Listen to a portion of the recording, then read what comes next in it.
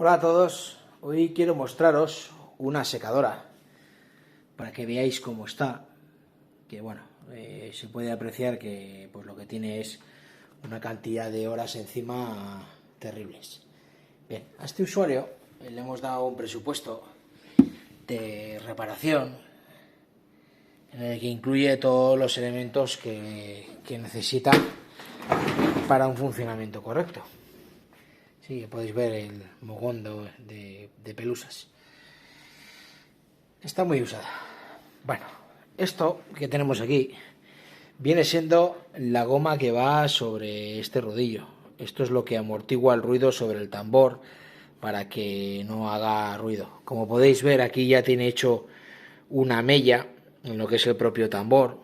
Tiene 4 ruedas, 4 rodillos. Las 4 pues están como están. Le arranca la goma.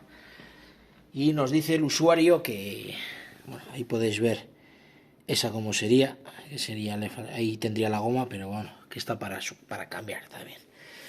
El usuario nos dice, después de haberle entregado un presupuesto de reparación, que le parece que no quiere dejarla nueva, que solo quiere que le quitemos el ruido que hace, porque esto cuando se mueve produce tra ta ta ta ta ta ta.